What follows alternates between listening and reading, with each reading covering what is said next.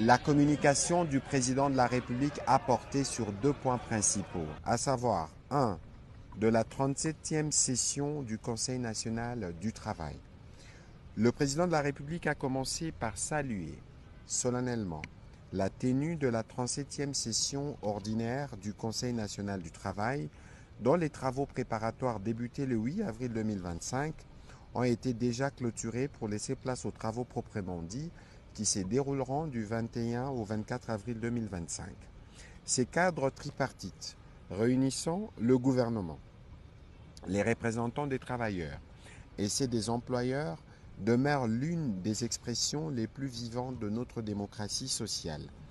Ils constituent un espace privilégié pour bâtir ensemble des solutions durables aux défis de notre temps. À ces sujets, le président de la République a insisté pour que ce Conseil soit bien plus qu'un rendez-vous institutionnel. Il doit être un moment d'écoute sincère, des propositions audacieuses et d'engagement ferme.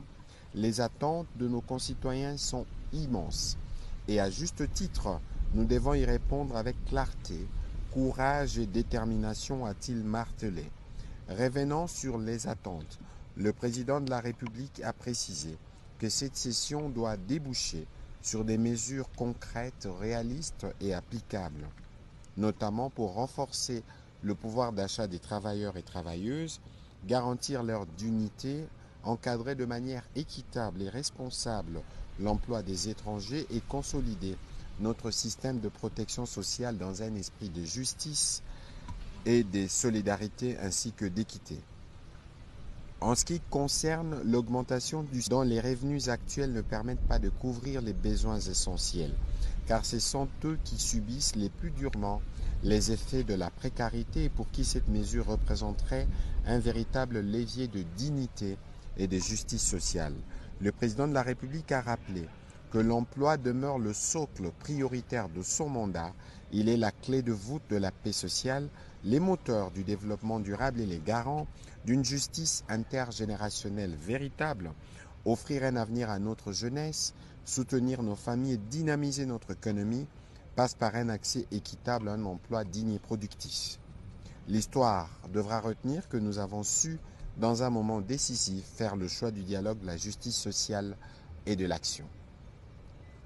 De ce qui précède, le président de la République en a appelé à la mobilisation de tous. Il a invité chaque membre du gouvernement à suivre avec la plus grande attention les travaux en cours, à appuyer les dynamiques positives qui en émergeront et à veiller à leur mise en œuvre effective dans un esprit de cohésion gouvernementale, d'obligation des résultats et de respect du principe d'égalité des chances.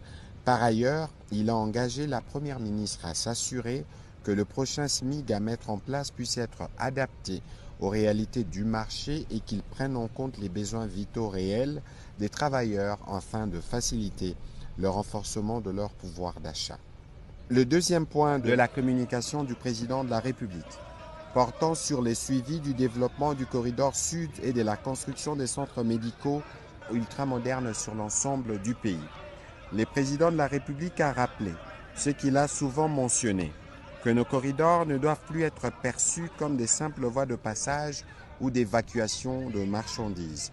Ce sont aujourd'hui, plus que jamais, des artères vitales de développement conçus pour dynamiser l'économie nationale, renforcer l'intégration régionale et améliorer durablement le quotidien de nos populations. Ils constituent des nœuds stratégiques de croissance à la croisée des échanges commerciaux, de la mobilité humaine et du développement de territoires. Ils doivent à ce titre être dotés d'infrastructures modernes, durables et résilientes dans tous les secteurs, transport, logistique, énergie, télécommunications, santé, éducation et services sociaux de base, a-t-il insisté. Dans cette optique, la modernisation de l'aéroport de la Loineau est bien plus qu'un chantier d'infrastructure.